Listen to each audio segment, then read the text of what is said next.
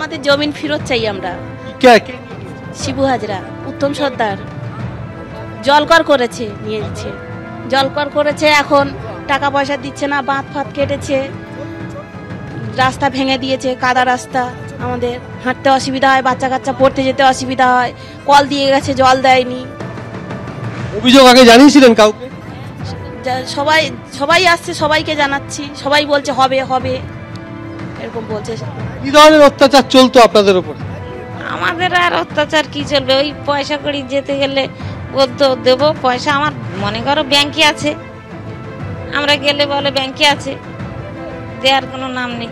এইসব সেচ দপ্তরের আধিকারিকদের সঙ্গে নিয়ে এসছেন রাজ্যের মন্ত্রী পার্থ ভৌমিক। আমি অতনুকে ছবিটা দেখাতে বলবো। এই মুহূর্তে গ্রাম ঘুরে তিনি বেরিয়ে আসছেন, অর্থাৎ সমস্ত অভাব অভিযোগ তিনি সরাসরি শুনছেন এবং শোনার চেষ্টা করছেন, এবং সেচ দপ্তরের আধিকারিকরাও বিষয়টি খতিয়ে দেখছেন যে কিভাবে শিবপ্রসাদ হাজরা, উত্তম সর্দাররা খালের জলকে ব্যবহার করতেন ভেড়ির কাজে, সেটাও দেখা হয়েছে। এবং যেটা জানা যাচ্ছে সেচ দপ্তর সূত্রে এই সমস্ত ভেড়ি ধ্বংস করে দেওয়া হবে, যাতে আবার গ্রামের মানুষ তাদের জমি ফিরে পায়, সেই প্রক্রিয়া শুরু করা হবে। এবং গ্রামবাসীদের অভিযোগ শিবপ্রসাদ হাজরা, উত্তম সর্দাররা তাদের উপর অকথ্য অত্যাচার চালাতেন, এমনকি পানীয় জলের নলকূপটিও তাদের গ্রামে দেওয়া হয়নি, এবং ভেড়ি করার জন্য গোটা গ্রাম ক্ষতিগ্রস্ত, তাদের কৃষিকাজ ক্ষতিগ্রস্ত। এবং এই মুহূর্তে তুমি দেখতে পাচ্ছ যে রাজ্যের মন্ত্রীরা তারা এগিয়ে আসছেন এবং তারা এই সমস্ত পরিস্থিতি খতিয়ে দেখার চেষ্টা করছেন। আমি একবার কথা বলার চেষ্টা করব যে রাজ্যের মন্ত্রী পার্থ ভৌমিক রয়েছেন এবং তিনি সমস্ত দিক খতিয়ে দেখলেন এবং কি দেখলেন তার কাছ থেকে জানার চেষ্টা করব। পার্থবাবু, আপনি তো দেখলেন না, মানে আমাদের যে ক্যানেল ছিল সেই ক্যানেলটাকে অবৈধভাবে কিছু নির্মাণ করিয়ে নিজেদের ভেরির মধ্যে জল ঢুকিয়ে দেওয়া হয়েছিল। আমরা সেগুলো সব রেস্টোর করছি। রেস্টোর করছি, যেটা গ্রামের ও মাস্টারমশাই এখানকার, আপনারা জানেন, ওর মুখ আপনারা দেখিয়েছেন, ও আন্দোলনের একটা মুখ ছিল, যে যে মূলত মানুষের আন্দোলন, তো মানুষের অভাব অভিযোগ এইসব কেন্দ্র করে মানুষের অভাব অভিযোগকে মান্যতা দেন আমাদের বাংলার মাননীয় মুখ্যমন্ত্রী মমতা ব্যানার্জি, এবং তার জন্যই তিনি তো আমাদের পাঠিয়েছেন। আমরা কথা বলছি গ্রামের মানুষের যা যা অভাব অভিযোগ। এই অভিযোগ তো আগেও ছিল, আপনারা কেন ব্যবস্থা নেন? আগে অভিযোগ আমাদের কাছে যায়নি, আগে অভিযোগ আমাদের কাছে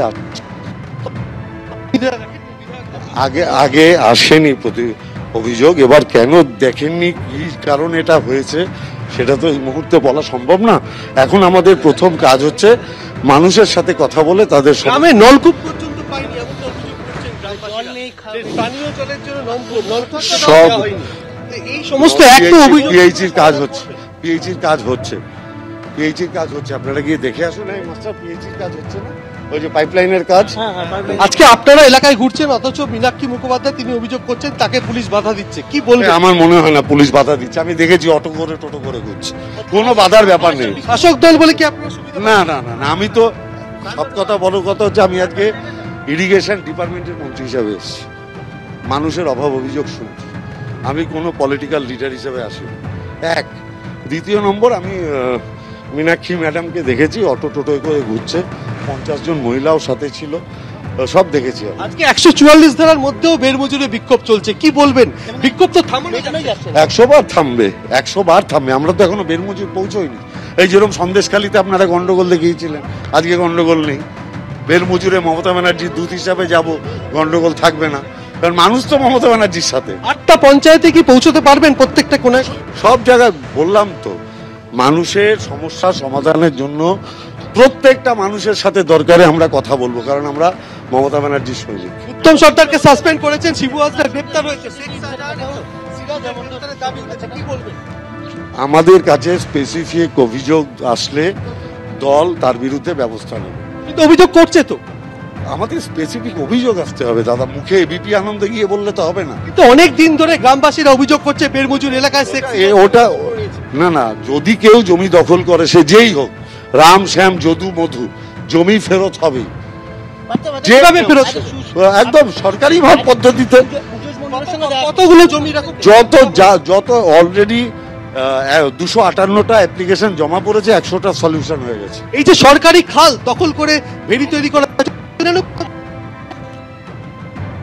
আগে ফিরিয়ে তারপরে তো করবো। অভিযোগ জানাবেন? হ্যাঁ, 100 বার। আজকে ঘুরলেন